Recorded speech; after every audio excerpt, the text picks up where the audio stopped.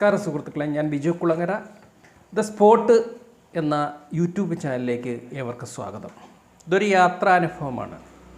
പാകിസ്ഥാനിലേക്ക് നടത്തിയ ഒരു യാത്രാനുഭവം. ഞാൻ ഇതിൻ്റെ ഒന്നാം പാർട്ട് ഞാൻ പബ്ലിഷ് ചെയ്തത്. ഇത് രണ്ടാം പാർട്ടാണ്. അതായത് 2017 ഡിസംബർ 21 പുലർച്ചെ 5:14 ആ യാത്ര. ഞാൻ ആദ്യ പാർട്ട് നിങ്ങൾ കണ്ടു കാണുമെന്നു. ഇത് രണ്ടാം പാർട്ടാണ്. ആ യാത്രാനുഭവത്തിൻ്റെ രണ്ടാം പാർട്ടാണ്. അതായത് ആദ്യ പാർട്ടിൽ ഞാനൊരു ബംഗ്ലാവ് സന്ദർശിക്കുന്നതിന് വേണ്ടിയിട്ട് ബംഗ്ലാവിലേക്ക് ചെല്ലുകയും ആ ബംഗ്ലാവിൻ്റെ ആ കൊട്ടാരത്തിൻ്റെ അധികാരിയെ, ആ കൊട്ടാരത്തിൻ്റെ അധിപനൊരു സ്ത്രീയാണ്. ആ സ്ത്രീയുടെ അവരുമായിട്ട് കൂടിക്കാഴ്ചയ്ക്ക് വേണ്ടിയിട്ട് ഞാൻ കാത്തിരിക്കുന്നതുമായിരുന്നു ആദ്യത്തെ എൻ്റെ യാത്രാനുഭവത്തിലുള്ളത്. ഇത് രണ്ടാമത്തെ സെക്കൻഡ് പാർട്ടിൽ ഞാനവരെ കണ്ടിട്ട് മുറ്റത്തേക്ക് ഇറങ്ങി, ആ കൊട്ടാരത്തിൻ്റെ മുറ്റത്തേക്ക് ഇറങ്ങി.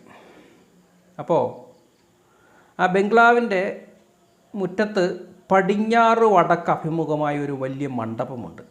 മണ്ഡപം എന്ന് പറഞ്ഞാൽ നമ്മൾക്ക് അറിയാമല്ലോ എന്താണെന്ന്. ഈ സ്റ്റാച്യു ഒക്കെ സ്ഥാപിക്കുന്നതിന് വേണ്ടിയിട്ട്, വലിയ പ്രതിമകളെ സ്ഥാപിക്കുന്നതിന് വേണ്ടിയിട്ട് നമ്മളൊരു ചെറിയൊരു മണ്ഡപം കെട്ടി ഉയർത്താറുണ്ടല്ലോ. അത് കണക്കൊരു സ്റ്റാച്യു അല്ല, ഒരു മണ്ഡപം, എന്തെങ്കിലും പ്രതിമയോ മറ്റെന്തെങ്കിലും സ്ഥാപിക്കാൻ വേണ്ടിയിട്ടുള്ള ഒരു മണ്ഡപം പൂർത്തീകരിച്ചിട്ടിരിക്കുന്നു. അതിന് സമീപം ഞാൻ നിൽക്കുകയാണ്. അപ്പോൾ ആ കുലീനയായ സ്ത്രീ, ആ കൊട്ടാരത്തിൻ്റെ അധിപതി, അവർ മുറ്റത്തേക്ക് ഇറങ്ങി വന്നു. അപ്പോൾ ഞാൻ അവരോട് പറഞ്ഞു, എനിക്ക് ഈ നാടൊക്കെ ഒന്ന് കണ്ടാൽ കൊള്ളാമെന്നുണ്ട്. അപ്പോൾ അവർ പറഞ്ഞു, ഒറ്റയ്ക്ക് താങ്കൾക്ക് ഈ നാട് കാണുവാൻ സാധിക്കില്ല.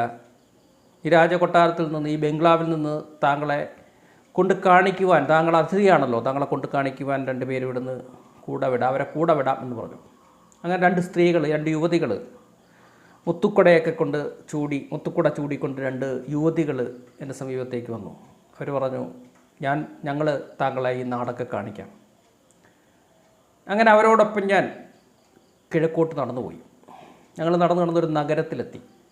അപ്പോൾ ആ നഗരവാസികളൊക്കെ എന്നെ വളരെ അത്ഭുതത്തോടും, ഏതോ അത്ഭുതജീവി തങ്ങളുടെ നാട്ടിലൂടെ ഇങ്ങനെ പോകുന്നത് പോലെ അവർ അത്ഭുതത്തോടുകൂടി എന്നെ നോക്കി.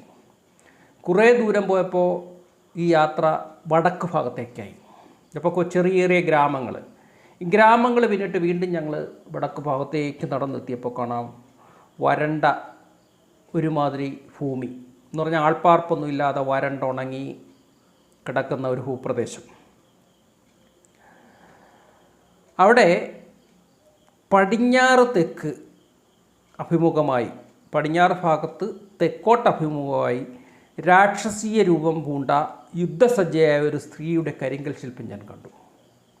അതായത് ആ ഗ്രാമങ്ങളൊക്കെ പിന്നീട് വടക്ക് ഭാഗത്തേക്ക് ഞാൻ പോയപ്പോൾ കാണാം ഉണങ്ങി കിടക്കുന്ന ഭൂപ്രദേശമാണ്.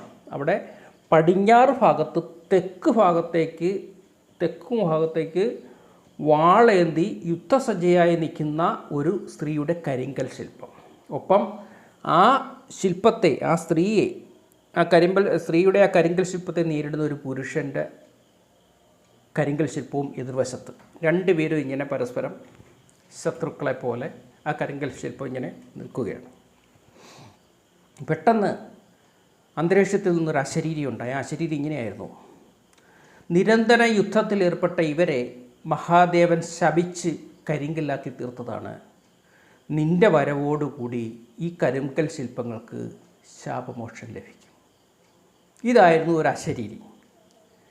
ഞാൻ ആ പ്രതിമകൾക്ക് എടുത്ത് ഈ കരിങ്കൽ ശില്പങ്ങളുടെ മുന്നിൽ ഈ അശരീരി ശ്രവിച്ചുകൊണ്ട് ഏകനായി നിൽക്കുകയാണ്. അപ്പോൾ എന്നെ അവിടെ കൊണ്ട് കാണിക്കാൻ വന്ന യുവതികളില്ല, ആരുമില്ല. ഞാൻ ഒറ്റയ്ക്ക് ഏകനായി അവിടെ നിൽക്കുകയാണ്.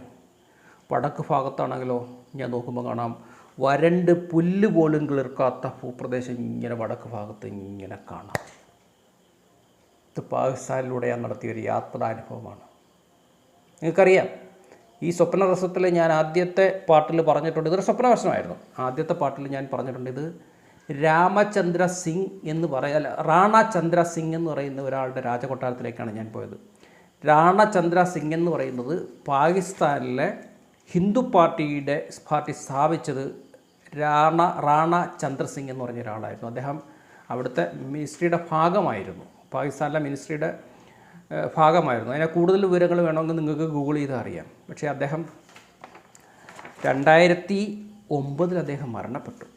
ഈ സ്വപ്നദർശനം എനിക്ക് ലഭിക്കുന്നത് 2017 അപ്പം എൻ്റെ ആത്മാവ്, എൻ്റെ സോള് എന്തിനു വേണ്ടിയിട്ട് പാകിസ്ഥാനിൽ പോയി ഇത്തരം കാഴ്ചകൾ കണ്ടു എന്നുള്ളത് എനിക്ക് ഉത്തരം പറയാൻ കഴിയില്ല. നിങ്ങൾക്ക് ഞാൻ ആ സ്വപ്നദർശനം ഡീറ്റെയിൽസ് കാണിക്കാം. സ്വപ്നദർശനം ശാപമോക്ഷം എന്ന് പറഞ്ഞാണ് ഞാൻ സ്വപ്നദർശനം എഴുതിയിട്ടിരിക്കുന്നത്. അപ്പോൾ ഇത്രയും നേരം എന്നെ സഹിച്ചുകൊണ്ടിരുന്ന എൻ്റെ സബ്സ്ക്രൈബേഴ്സിനും എൻ്റെ സുഹൃത്തുക്കൾക്കെല്ലാം ശുഭരാത്രി. മറ്റൊരു വീഡിയോയുമായി ഞാൻ അടുത്ത പ്രാവശ്യം വരാം. Thank you.